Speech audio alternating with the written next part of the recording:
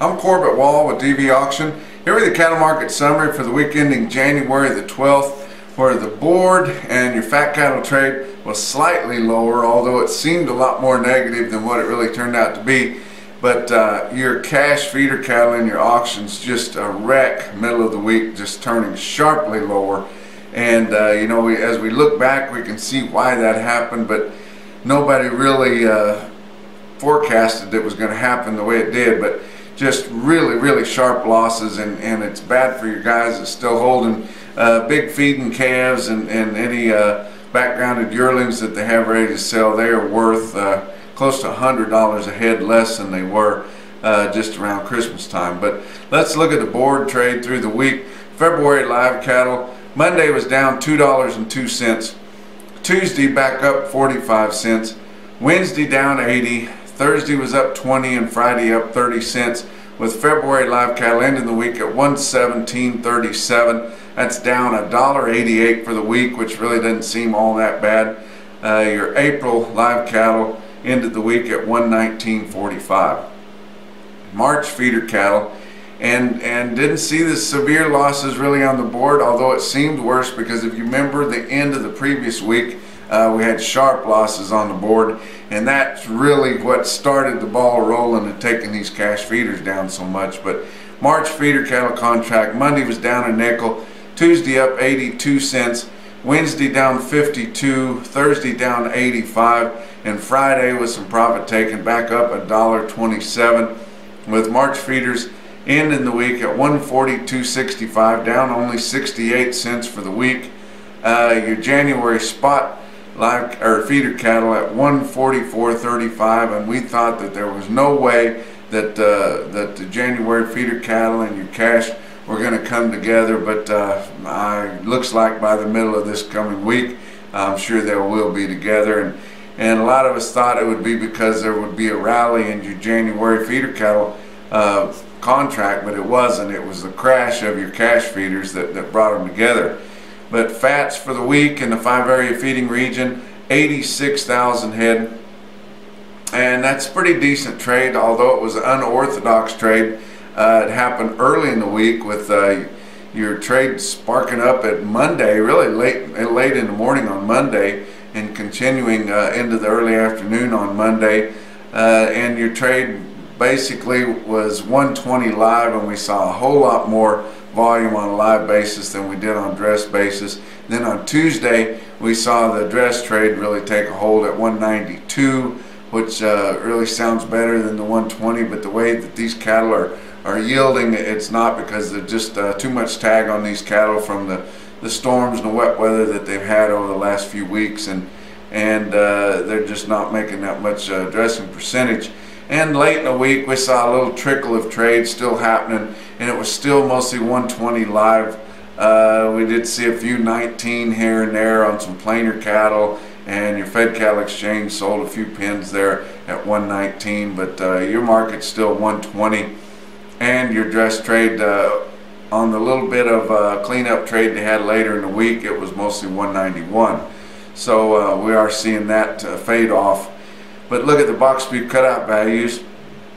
Saw some pretty decent gains through the week as your heavy population areas continue to fill their shelves back up after they had that big bomb cyclone that come through and scared everybody, and people were kind of shut up, and they always go into the grocery stores and clean house before that comes. So we've had some backfill of those shelves, and your packers raised the value there, although we didn't see a huge amount of trade happen. We did see that the levels were boosted a little bit, but choice cutouts for the average of the weekly trade was 209.61. That's up $1.62.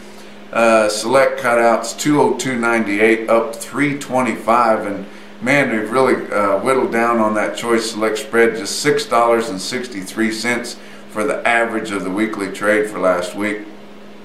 But look at the slaughter, it was pretty decent, 611,000.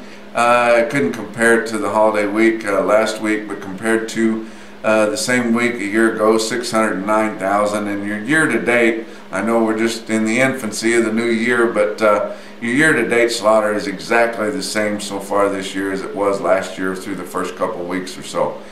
But your cash feeder market just sharply lower, really hitting home middle of the week when you had a good test from the previous week, because if you remember, the previous week, early in the week, was still slow because of New Year's Day and all that.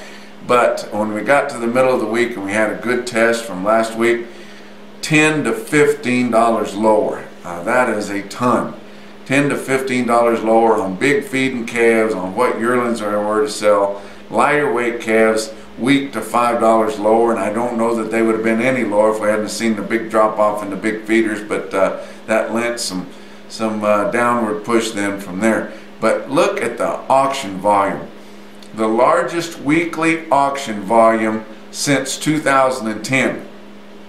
And you think, well, how can that be? You know, it's in January and it's cold, and I know a lot more cattle move in the fall and things like that. I'm just talking auction volume. The reason the auction volume is so big, you're selling farmer cattle out of the heart of the Midwest.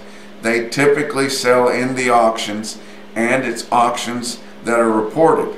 And so you're seeing a lot of volume in your reported auctions up through the Midwest. I'm talking in Nebraska and Iowa, Missouri, places in Kansas, especially northern Kansas there, but seeing a lot of cattle moving through there. And your auctions typically see big runs, and they're going to see big runs next week. Already talked to some guys saying that Nebraska and a lot of their sales run every other week, but not next week. All the sales pretty much are going to have big sales in Nebraska next week, and we're just still seeing the results of that big calf crop we saw. And it's more making a bigger difference than a lot of us really thought, or it was hard for people to grasp how many more cattle there are around than what there was as we had whittled our herds down quite a bit, and we saw those record prices there a few years ago, and now our herds are being built back up and just a lot more cattle around than what we'd seen. But expect big runs again next week, and maybe eclipsing the big record runs that we saw this week. But think about that, the largest weekly auction volume in reported sales since 2010. That's a long time. And you know, I think it was probably 10 or 15 years ago we were thinking, well, maybe the auctions, cattle auctions, were a thing of the past. I'm telling you what, they're not. Auctions are getting stronger and stronger all the time. People typically take cattle to the sale whenever the market's really good and when it's really bad. And you can't blame the auctions for having lower markets this week. There was plenty of buying power there, and if guys want to buy cattle, they know that they're going to have them at the auctions. Your auctions do a really good job of texting out how many they're going to have, emailing it out, tweeting some of them even. They've really gotten good with social media. You see guys from auctions getting on here similar to what I do, giving the markets from the auctions. And if buyers want to buy cattle, they know there's cattle at the auctions. The only reason they wouldn't come is if they don't want any competition. But you can't blame the auctions for the lower market. Your auctions set the market for your direct trade and other places, and even your internet and video sales. But an on-site auction is where your market is established.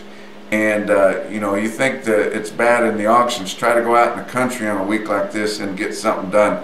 You would be lucky to even find a bid for 7 and 8 weight feeders on a down week like this, because they don't know what to do. Your country buyers rely on your auctions to set the market, and sure, they might buy some cattle that would sure enough hedge, but when you're in a down market like this, your sale barns are the only place you're going to be able to find a price and find somebody to pay it.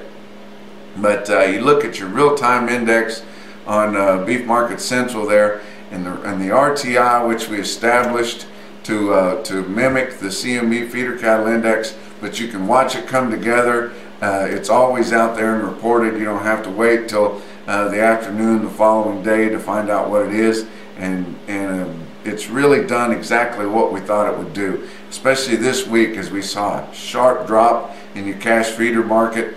Every day your CME index was just right at the heels of your RTI. But it was good to know those people Those of you out there that follow that and it's important to you, you can watch that RTI, and basically your CME index is going to be right in there tight with your RTI, but it's going to take another day to get there because we have to wait for it to be reported. But your RTI at the end of the week, this past week, sitting at 145.33, down $8.63 from the end of the previous week. So that's sure what we saw out there, and it wasn't 10 to 15, but that's on a 7-day moving average up through the middle 12 states, the United States, where your heavy flows of cattle are at. But CME index, the last reported was 146.80, but you can bet it'll be in there real tight with that 145.33 by the time it comes out again and shows the last reported trades. But look at a big market late in the week, and this is really not the market, guys. And don't you guys feel bad down in the Southern Plains. You just can't tap into this because you got farmer feeder buyers in a place like Lexington, Nebraska. I've been there several times, reported the market there. I've watched them sort black baldies off loads of black cattle. That's what kind of quality you're dealing with. You know, 1 or 2 black motley faces on 2 or 3 loads of black cattle, and they'll take them off, which is unbelievable to me. But in Lexington, Nebraska, at 4 o'clock on Friday, you look at a calf price here.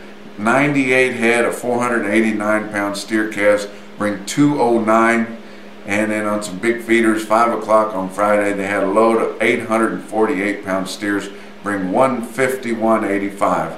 We may not see that again for a while. But reporting here, my old stomping grounds at Taylor Chevrolet in downtown beautiful Maysville, Missouri, and we'll talk to you next week.